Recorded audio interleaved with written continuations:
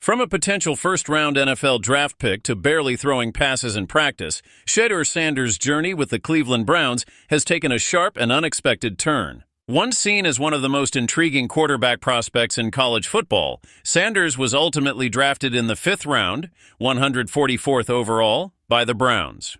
Now as training camp unfolds in Berea, Ohio, the former Colorado standout is finding himself far behind the quarterback pecking order. He trails behind seasoned veterans like Joe Flacco and Kenny Pickett, and even fellow rookie Dillon Gabriel. What's most surprising is that Shedeur hasn't taken a single snap with the first-team offense. Instead, he's often spotted throwing passes to equipment staff during individual drills, a scene that has raised eyebrows across the NFL community. Despite the apparent setback, Shedeur has carried himself with admirable humility and maturity. When reporters asked him why he wasn't getting any reps with the starters, he responded without frustration or complaint. In his own words, "That's not my place to answer. I feel like that it's not in my control, so I'm not going to think about that or even have that in my thought process of why it is." He continued, expressing gratitude just to be in the league at all. "There's a lot of people that want to have the opportunity to be at this level, and I'm here, and I'm thankful to have the opportunity. So, whenever that is, that is." It's not just humility that defines Sanders' response. He's also shown incredible emotional resilience. Throughout the intense practices and limited opportunities, he's maintained a strong sense of self-belief. "It doesn't make me feel down or left out," he said. "I know who I am as a person. I know who I am as an individual, and I know what I could bring to this team, so I can never feel less than any circumstance." That kind of mindset is rare for a rookie, especially one navigating such a steep learning curve. The reality behind Cleveland's reluctance to give Sanders more reps lies in the complexity of the system and the team's cautious developmental strategy. NFL insider Albert Breer revealed that Shedeur is pretty far behind in grasping the Browns' offensive playbook, especially compared to someone like Dillon Gabriel. According to Breer, Sanders needs more time before he's considered ready for any first-team action. Head coach Kevin Stefanski echoed that sentiment, reminding the media that the quarterback depth chart is written in pencil, meaning it's fluid and subject to change based on daily evaluations. Stefanski emphasized that what truly matters is how each player performs under pressure, how they make decisions and stay accountable in live scenarios. Former NFL head coach Eric Mangini also tempered expectations. He cautioned against putting too much stock in Sanders' impressive workout numbers from the offseason, stating that those performances came against low-tier defenders. Mangini pointed out, "All of his reps have been with the back-end guys. He hasn't gotten any reps with the ones. That's a good decision." Until Shedeur proves himself against top-tier talent, the team won't know how well he stacks up in real NFL action.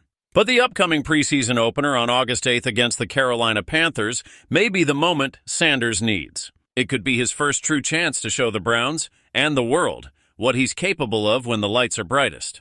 There's still speculation about whether he'll make the team's 53-man roster or be stashed in a developmental role as possibly the 4th quarterback. But through it all, one thing is clear. Shedeur Sanders is not backing down. Despite receiving 0 first-team snaps so far, he hasn't played the victim. His response to adversity has been nothing short of inspirational. "It doesn't faze me. We came all the way from the HBCU to the Power 5, and now we're here. At this point, there's nothing that is a challenge," he stated boldly after practice. That statement alone captures the grit and confidence that once made him a projected first-rounder, and may still fuel his rise. In the high-stakes world of NFL quarterback development, every snap, every drill, and every decision can change the trajectory of a career. And right now, all eyes are turning toward Cleveland, where rookie quarterback Shedeur Sanders, once hailed as a surefire first-round pick, is quietly slipping into the shadows. But why? Is it poor performance? Or is there something more strategic or even political at play? The latest inside reports suggest that head coach Kevin Stefanski may be deliberately slowing down Shedeur's rise, despite the backing of Sanders' undeniable pedigree. Welcome to a brewing quarterback controversy in Cleveland that's raising eyebrows across the league. It was a warm June afternoon when Shedeur Sanders stood silently on the sideline, watching padded drills unfold with the calm, seasoned gaze of someone who's been through the fire before. No tension, no theatrics, just composure. And when Kevin Stefanski was asked about Sanders' development, his response wasn't one of glowing praise. He simply said, "He's working. We want all our guys to keep stacking good days."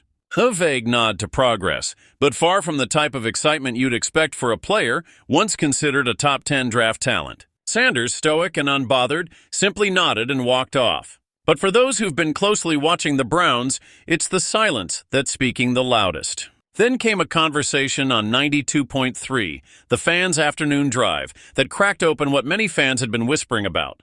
Hosts Nick Wilson and Jonathan Peterlin peeled back the curtain.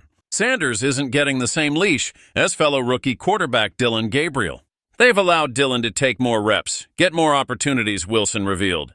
They are still very much hand-holding with Shedeur. His test isn't the same test. Peterlin chimed in too, noting that Shedeur seems content to trust the process, reportedly saying, "If I do my part, it'll take care of itself." But here's where things start to feel murky. Stefanski's approach to training camp, specifically how reps are divided, doesn't match the resume Sanders brought with him. We're talking about a poised, polished quarterback who flourished under NFL-level coaching at Colorado, arriving in Cleveland with system knowledge and leadership skills already in hand. Yet instead of accelerating his path, the Browns seem to be treating him as a project. Meanwhile, Gabriel, an older two-round senior, has been thrown into more critical 11-on-11 drills, getting the spotlight that many thought Sanders had earned. This discrepancy isn't just about practice snaps. It's about narrative. It's about control.